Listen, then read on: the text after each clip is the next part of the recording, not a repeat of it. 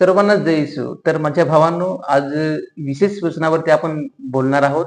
तर आपण जेव्हा प्रार्थना करतो, तर प्रार्थना कशी करावी आणि कोणत्या पद्धतीने करावी, तर ते आज बायबलमध्ये आपण पाहणार आहोत. तर हा व्हिडिओ शेवटपर्यंत पहा आणि चॅनलवरती तुम्ही नवीन आला असाल, चॅनलला सबस्क्राईब करा आणि एक व्हिडिओला लाईक करा. तर सुरुवातीला आपण वचन पाहू इथे.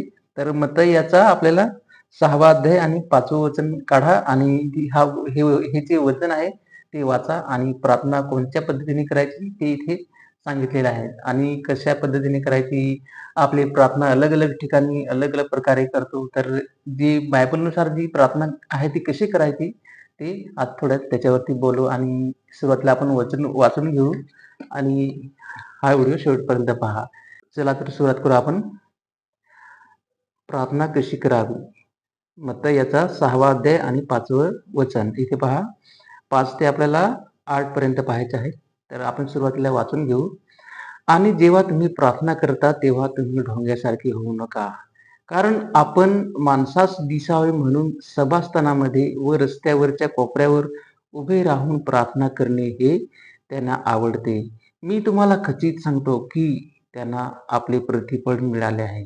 पहा, प्रार्थना करणे आपण प्रार्थना करतो तर लोकांना दिसावं, मी अशी प्रार्थना करतो, तशी प्रार्थना करतो. हे दिसावं म्हणून नाही करायची, तर ते आतून आपल्याला करायचे आहे. आतून आपल्या परमेश्वराशी बोलायचे आहे. आतून आपल्याला देवाशी बोलायचे आहे. तर तर पुढे इथे लिहिलेलं आहे, पण तू जेव्हा प्रार्थना करतोस तेव्हा आतल्या खोलीत जा आणि आपले दार लावून तुझ्या बाप जो गुप्तात आहे त्याची प्रार्थना कर.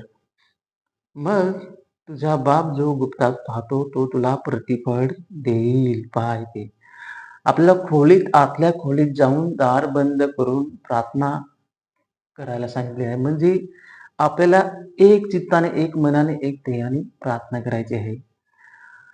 असं वचन सांगत आहे, की तू आतल्या खोलीत जा आणि दार बंद कर. म्हणजे तू आतमध्ये जा, म्हणजे असा तू प्रार्थना कर, की काही डिस्टर्ब नाही. तू देवाशी एक चित्त चांगल्या प्रकारे प्रार्थना कर. तर वचन पुढे आपण बघू इथे. आणि प्रार्थना करीत असताना राष्ट्राच्या लोकांप्रमाणे तुम्ही व्यर्थ घोकणी करू नका. कारण आपल्या फार बोलण्याने आपण ऐकले जाणार नाही, असे त्यांना वाटते. पहा, आहेत आपले भाऊ असे कितीतरी आहेत, ते प्रार्थना करायला असं घेतात, तर डायरेक्ट प्रारंभापासून ते डायरेक्ट प्रकटीकरणापर्यंत लांब प्रार्थना करतात. तर तशी नाही करायची आहे. पहा इथे आपल्याला विशेष प्रार्थना करायची, चांगली, व्यवस्थित आणि व्यर्थ म्हणजे हे ते जशी आपण ग्रुपमध्ये आपण जेव्हा बसतो तेव्हा लावतात प्रार्थना, प्रार्थना, प्रार्थना, प्रार्थना. तो खूप लांबी करतो. तर तसं नाही ते. आपल्याला थोडकी करायची आहे आणि व्यवस्थित करायची आहे.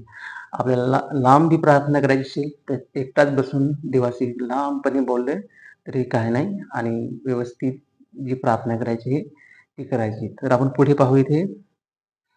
म्हणून त्याच्यासारखे होऊ नका, कारण तुम्हाला कोणत्याही वस्तूची गरज आहे हे तुमच्या बापाला तुमच्यापाशी मागण्याआधीच ठाऊक आहे. पहा, आपला जो हृदय अंतःकरण पारखणारा परमेश्वर आहे, तर त्याला मागण्या अगोदर आपल्याला काय हवं आहे हे सर्व आपल्या बापाला ठाऊक आहे. तर माझ्या भावांनो, जेव्हा प्रार्थना करता, आपल्या मंडळीमध्ये प्रार्थना करता, आपल्या जेव्हा एकत्र 2-3 जण येतो आणि प्रार्थना करतो, तेव्हा आणि असे आपण ग्रुपने प्रार्थना करतो, तेव्हा अशी लांब ही नाही प्रार्थना करायची. हे त्याला शॉर्टकट प्रार्थना करायची आहे. तर माझ्या भावांनो, इथे प्रार्थना आपल्याला कशी करायची? आता उदाहरणार्थ प्रार्थना चांगली करावी, असं दिसावं म्हणून अशी पण नाही करायची आहे, असे आपला बायबल सांगत आहे.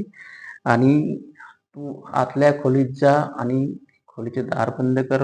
हो भावांनो, माझ्या आतल्या खोलीत जाऊन जो प्रार्थना केली ना, हे एकदम भारी वाटते आणि आपल्या देवाशी एकरूपता ही जोडली जाते आणि एकदम विश्वासाने प्रार्थना आपली होते.